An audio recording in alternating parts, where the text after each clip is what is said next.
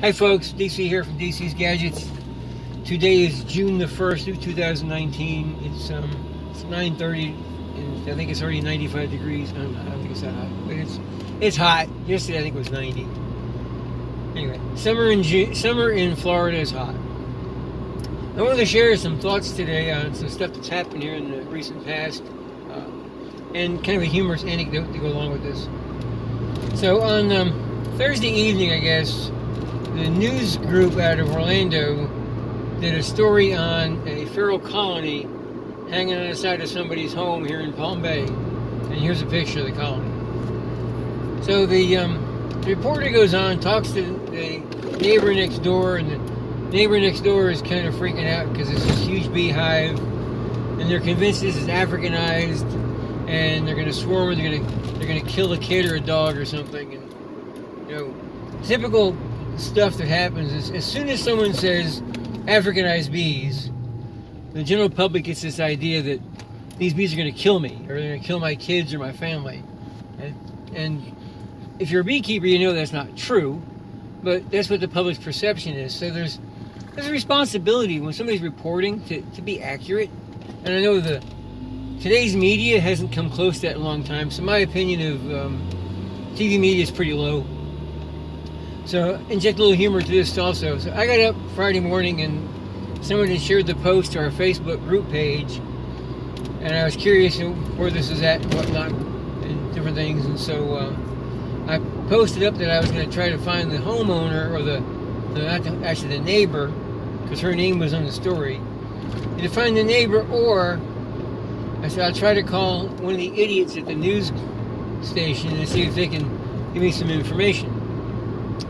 So I got to work, and I went online, found the news station's website, found an email address from a likely individual. So I sent an email. Reply back was really kind of humorous. He replied back, "Thanks for contacting us. I guess I'm the right idiot to contact at the news station for information." And that's all he said. Right? He didn't give me any information, just that he was the right idiot. So obviously, somewhere along the line, either he's reading the feed from the club or somebody filled him in from the club. But as far as the rest of it goes, I rest my case. He gave me no information. So that was kind of funny.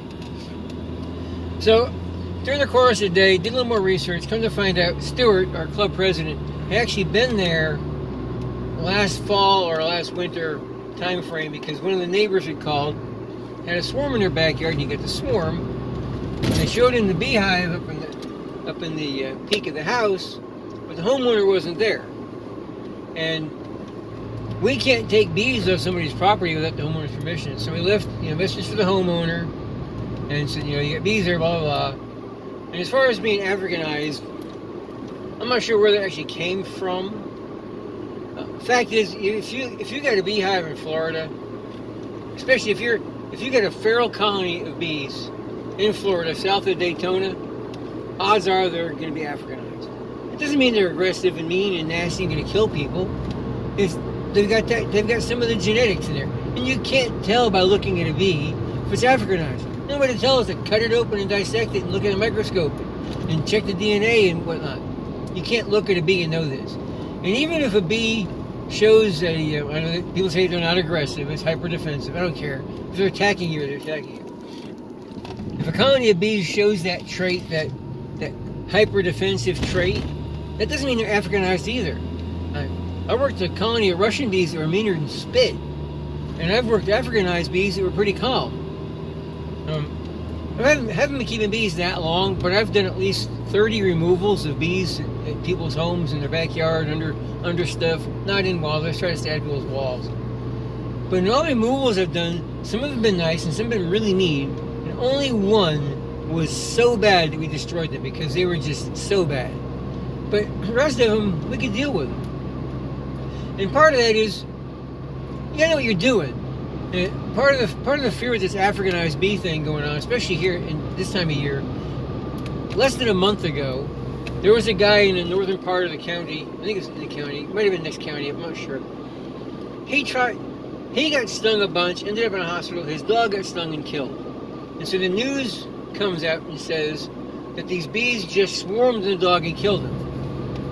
And then I read later news reports and they kind of clarified things a little bit. And I did a little more research myself, and I saw where they interviewed some of the neighbors and whatnot. And the truth behind this thing is, they didn't just swarm and kill the dog. From the reports of the neighbors, he had a colony of bees living in his wall, flying in next to the electrical connection to his air conditioner. And he decided he's going to try to take them out by himself. Now, there should be a sign on bees that says, don't try this at home, or use proper training or something. I feel sorry for the guy getting hurt, but there's common sense, okay? And then just a couple weeks ago, sad situation, guy was cutting his grass. Actually, I think he was cutting his neighbor's grass, and got stung by a whole bunch of bees. And he actually had a bee allergy, had an anaphylactic reaction, and ended up dying from the bee stings. And that's sad, and there's no way you can't avoid that. But that doesn't mean they're Africanized bees either. Now, they could have been European honeybees. You drive a lawnmower in front of a colony of honeybees, and they're going to come out. Whether they're European or Africanized or what they are, they're probably going to come out. And if you're allergic to bees and you get 5 or 6 stings, that could be the end of it. So, but still, the honeybee gets a bad rap. So anyway, back to the other story. So yesterday afternoon, I talked to several people, got a pretty good idea where the house was. Didn't have the exact address, but I got an idea of what street it was on, or at least what block it was in, within a couple of streets. So I drove over there. I wanted to try to talk to the homeowner or talk to the neighbor and see if we can't work something out, go get these bees. So I'm about to drive around. As I drove into the neighborhood, I passed a Palm Bay police car. He was sitting in a driveway. I'm not sure what he's doing, but he's just sitting in a driveway. So I drove past him. And as I'm looking for this house, and I'm colorblind, so looking for color houses don't mean squat to me. I'm kind of looking for a house. It's a brick house, I can see that, and I'm looking for the basic structure. Unfortunately, the bees are on the back side, so you can't see the bees. But I drove up and down the same streets at least 3 times. And as I went up to this one intersection and did a U-turn at the intersection going back, as I'm making the U-turn, I look up the block and I can see the same police car sitting there. And as soon as I did the U-turn, his blue lights came on. I'm like, okay, I'm suspicious. Funny looking character driving around here. So sure enough, they come up behind me. I gave him my license. He starts running my plate. There's 2 officers in the car, and one of the other one comes up, he's looking in the back of the truck. And of course, if you're a beekeeper and you've got bee stuff in your truck, you have bees in your truck, no matter where you go. So there's probably 25 or 30 bees flying on the truck, and he backs up. He's like, I don't want to get stung. He's like, last time I got stung, I had a really bad reaction. I'm like, okay, cool. So we're talking for a while.